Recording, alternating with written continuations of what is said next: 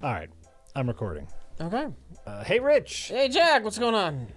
Rich, guess what is wildly unpopular? What is wildly unpopular? This format right here, where we're like the cartoon people. I've heard. I've heard. They don't like the pixels. They really don't like this, man. They really don't like it. And so I'm bowing to political pressure. But we're still pixels, Jack.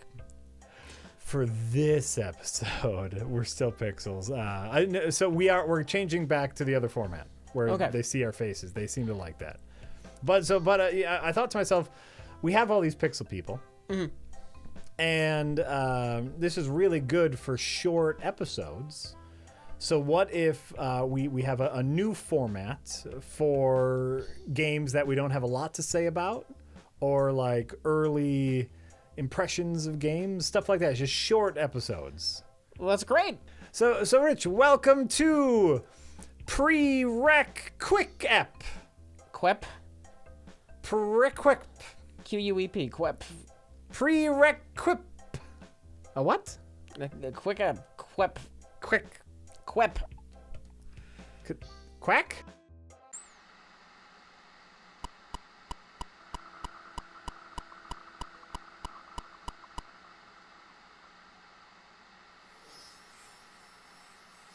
Let's talk about Hand of Fate 2. Okay. It's a lot like Hand of Fate 1, but this is the thing about video games. Mm-hmm. A sequel, you can do the exact same thing, but just, add on some shit and it makes, some improvements, some fine tunings, but it's basically the same thing all over again, and it's fine. Yeah. You can do that with games. Yeah, I mean, there's general sequel pressure. You want to do things a little bit bigger, a little bit more polished. I have made many changes. My game is much improved. Let us play. But Hand of Fate 2 is essentially Hand of Fate 1, but bigger. Slightly different, slightly more polished. No, there's a lot of improvements. It's a quality game, Jack. I agree, by the way. I've been really enjoying it. I love me some Hand of Fate. Yeah. Hand of Fate is you take a collectible card game. Mm-hmm. Only for combat, you have a little bit of Batman Arkham action going on. Yep. Hit the people with your weapon. Parry when a green thing goes over them, roll away when a red thing is over them. Attack, counter, dodge. It's just that easy. And in the original Hand of Fate, there were kind of like mini randomizer card events where they take 4 cards and they'd shuffle them up and you have to choose one for winning or losing. But here we've added more. It's bigger. We got the card shuffle. We got dice roll. We got a metronome spinny thing. We got cards spinning on a wheel, Rich. There's more. But it's all board game-ish feel. It's not like they shoved I don't know, like a Bejeweled minigame in there or something. It's like you're rolling dice now in addition to just selecting cards. Yeah. Can you claim this token? So, the dealer sets up your game board with face down cards, and you have to choose which card, and every card is a little event. Mm-hmm. And, a little mystery, and if you complete the event challenge, you get more cards for the next time you play, and more cards, and you use a weapon, and if you use a weapon so many times a certain way, you get more cards. It's like I talked about with the first game. Most cards have that token to collect, and That's like it's like hitting it's like the monkey hitting the cocaine button. Yep. In the lab, you just keep doing it. You like getting them tokens. I get more cards. Oh, that gives me more weapons. So gets me more events. Ooh. Yeah, no, and actually they've even added one of my favorite additions is they've kind of added a 2-layer challenge to each story mission. Mm-hmm. And so, the story mission is you just get to the end without dying and you win. Yeah. And you can unlock stuff, but you get the silver token. You get the silver, right, which isn't as good. Right. But if you can do a certain thing a certain way just right, you get the gold token. We'll get to the end, but get to the end with 6 blessings. And it really drives that replayability itch. Yeah. Like, your first time through a level, you don't really know what you need or how to get it, but you figure out the pieces as you play. I was like, yeah, in the first game, every mission was basically do the exact same thing. It's just more cards got added. But now you've got those side objectives. Yeah. It's great. Yeah, that's great. It's a really good game.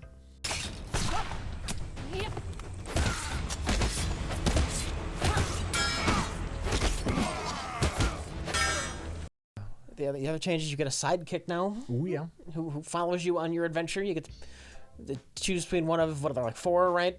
4 or 5, sidekicks. Yeah. And they have their own quests that you can complete. Not only does your sidekick offer story-specific cards, but they have a little power-up. Yeah. Malacalypse gives you a little shield. The big dumb bald guy. He's got a charge. He's got a charge and he stuns enemies, and so it does add another layer to the combat. Well, combat feels tweaked. I played them back to back just to get a feel for it, and the combat feels a little bit tighter. It's like a shorter window on counters. It was easier to get hit, more of a challenge. Okay, but good. They've made one very significant upgrade, which is a very minor character creator. That was the one thing I didn't much care for in the original Hand of Fate. That there was no character creator. And, sometimes when a game's got like a strong character, like if you're playing Tomb Raider, you want to play as Lara Croft. If I'm playing Bayonetta, I want to play as Bayonetta. But something like Hand of Fate, you're just some dude. Give me a character creator for that. And Hand of Fate 2 does that. It's a very minor character creator. You get to choose between like 4 different faces. You're never really staring at the face much, so it's enough. Exactly. That was going to be my point. And you can choose between whether you're a man or a woman. You get to choose a skin tone, and each skin tone has a slightly different face, and you get to choose your hairstyle. Yeah. Boom. That's all you need. That's all you need. Easy peasy. I myself am, to the surprise of no one, playing as a warrior princess. So. Xena. I'm playing as Xena with the longest hair I could put on a character for no particular reason. You find yourself working for the Empire directly, at least once removed. How do you think this will end? All right. Something else I remember I want to talk about. Endless mode. Oh, sure. I didn't play that at all. So. Well, you can't play endless mode in Hand of Fate 2. It's not there yet. What? It's not there yet. Hand of Fate 1 built in endless mode. Yeah. This endless mode says coming soon. It's a future update, Jack. And I'd like to talk about how endless mode compares in Hand of Fate 2 to how it compares in Hand of Fate 1, but I can't. Weird. It's a future update. I wish you.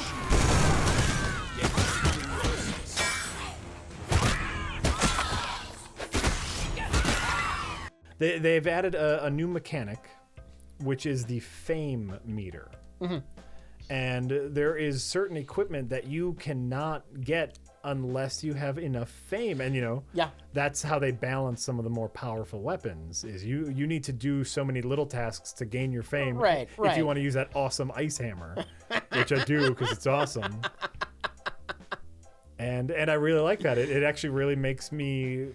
It takes me a little bit longer to consider how I want to deal with certain events. Like, I could be a dick and steal this guy's money. Right. But will that cost me fame? Because I'm 4 fame away from being able to use my awesome hammer. Maybe if I do this, I'll get it. It adds a little more think time to my story events. I know you probably think that learning's part of the fun, but it'll be nice probably like a week or 2 from now, a few weeks from now, maybe a month. Yeah. When the wiki's getting filled out. and you get those choices. Oh, alt tab. Ooh, that looks like a neat weapon. Hold on, let me see what it does. Which choice gets me more fame? I'll abuse the wiki. I don't give no fucks. Yeah, sometimes I do. I agree.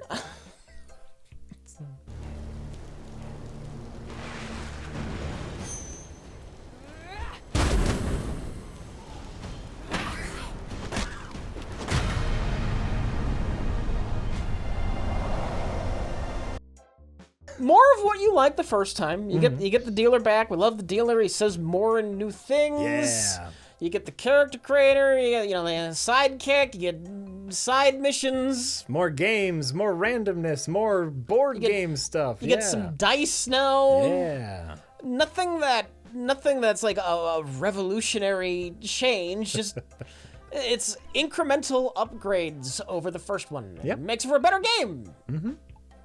Doesn't reinvent the wheel though. Didn't need to. No. It's it sticks with its unique combination of deck building and Batman style combat. Yeah. And it does it better. What more do you want? I don't know. You fight against different guys. Oh yeah, you get lots of new enemies. Can I say this? Yeah.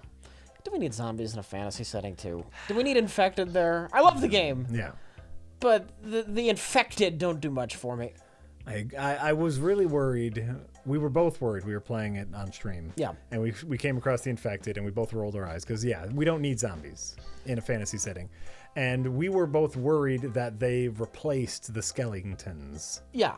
Well, here was what I had heard. Yeah. That there wouldn't be skeletons because apparently you can't have skeletons in China. But it is untrue. It's untrue. Because later on... I found the skeletons, and find the skeletons. I was very happy when I fought a necromancer and her army of skeletons. Yeah. Great. It's great.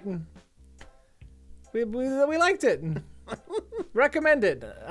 Recommend it. Thumbs up. I can't. What? I'm a graphic. They won't see it. I could do it. They won't see it.